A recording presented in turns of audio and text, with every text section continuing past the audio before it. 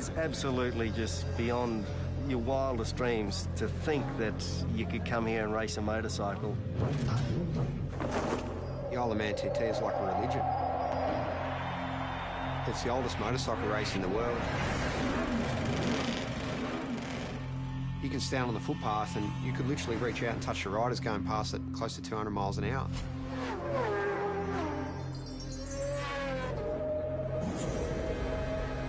The houses are passing you so quick, sometimes it feels like you're inside a video game.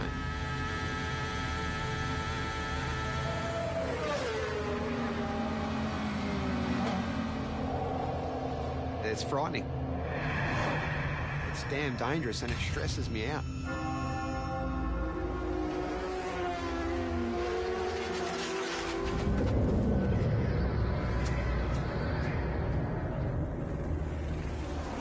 Unless I'm very much mistaken, Mark, this is the greatest motorsport event in the world.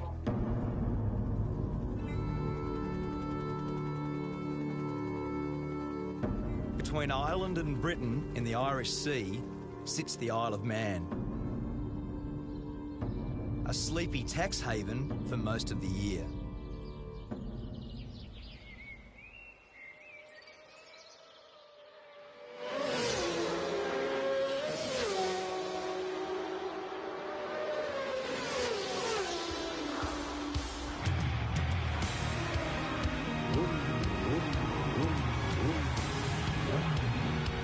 I've come here to witness the most dangerous road race on Earth.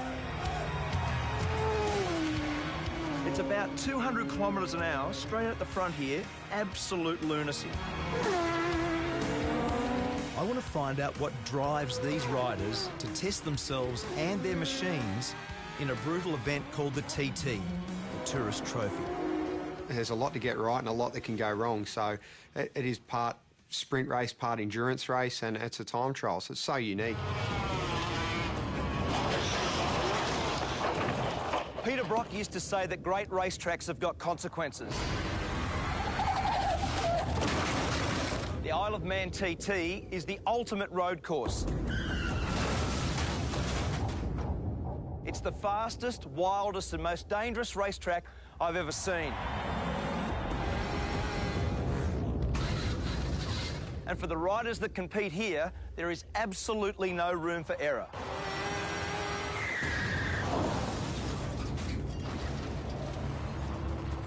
In its 104 years, 234 riders have died.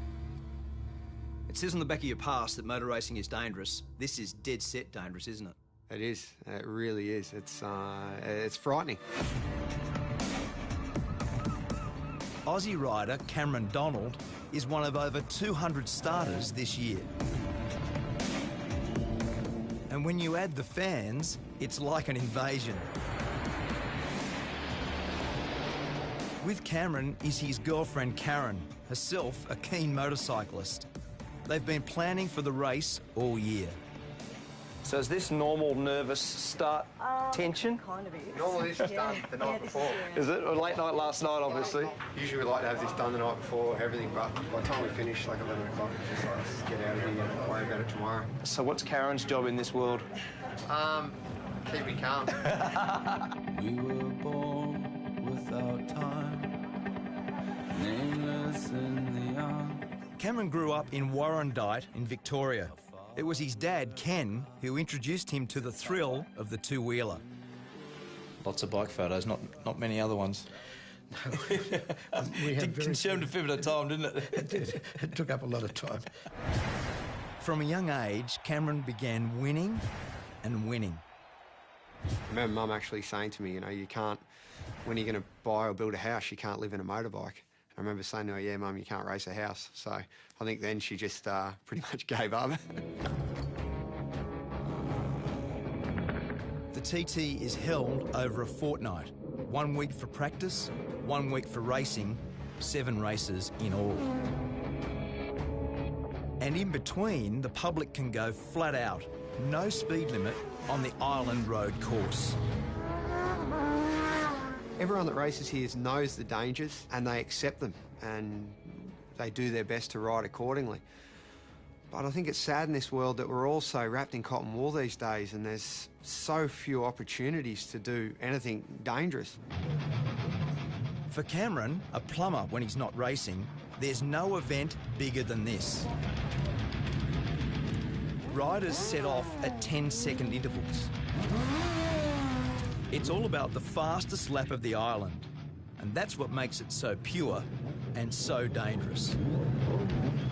You sit on the start line, you're looking down that first hill, and because it's not a mass start, you're sitting there getting waved off one at a time. The pressure on you, everyone's looking at you, and it's a rush I've never had out of any other race.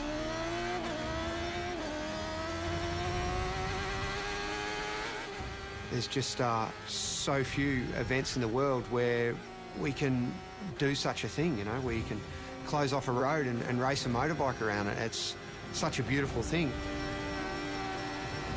61 kilometres of public roads. Over 200 corners to be negotiated. Top speed, 330 kilometres an hour. This isn't a track. This is a country road. Like, let's not get this wrong. And it's fast.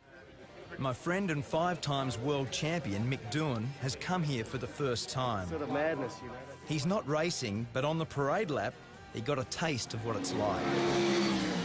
First reaction, as soon as you saw the place, looked around, what was your first reaction? Yeah, I didn't need to come here to have that reaction. It's just, as I say, it really, it is absolutely just beyond your wildest dreams to think that you could come here and race a motorcycle. The race has always had its critics, but from the start, its danger was its attraction. Back then, racing was banned in England, and the island was the only place where there were no speed limits. The TT was born. The voice of motorsport, Murray Walker. You've got a great history here, haven't you? You've been how many years? First of all, let me say it's great to see a great Australian at a great race. Thanks. To answer your question, Mark, I first came here in 1925. I was born in 1923. My father won here. I don't know how many times I've been here. Many, many, many times. In his 88 years, Murray Walker has seen some very good riders. And impressing him this year is our Aussie rider, Cameron. He's got a good bike, he's got some good backing, and he's still got the most important race of the week to come. So maybe, hopefully, he'll get it done. Each time Cameron sets out is an exercise in courage.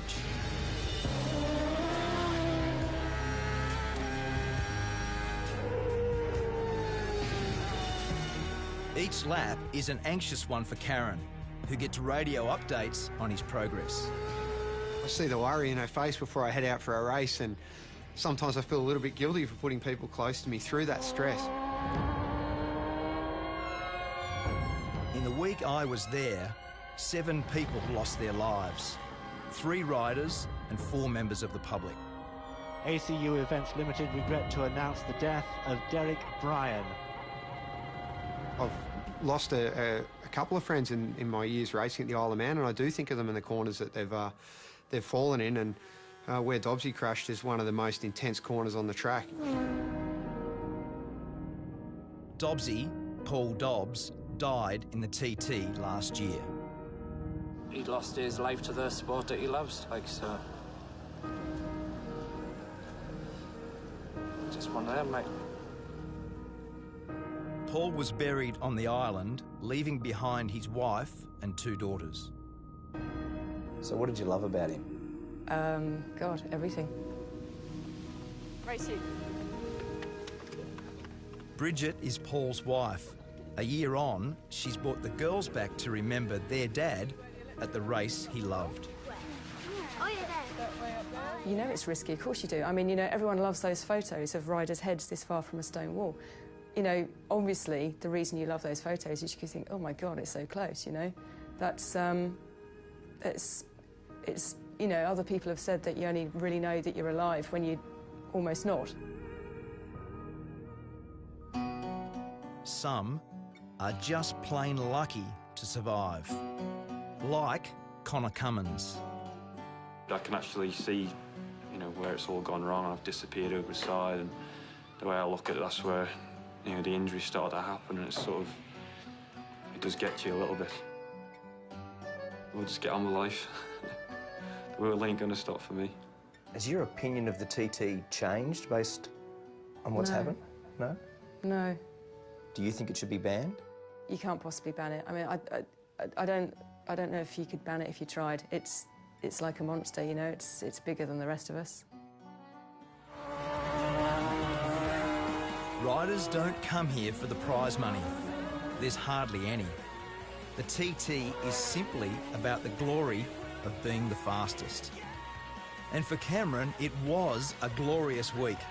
In his chosen race, the superbikes, he was just pipped for first. But second still felt pretty good. Congratulations, mate. Well done. Really good, huh? When will you settle down and stop doing this? I don't see it too far away. I never saw racing the Isle of Man as a long-term prospect because, look, it is so dangerous, and I do see it as a numbers game. If you keep coming back, sooner or later, I see it's going to catch you out.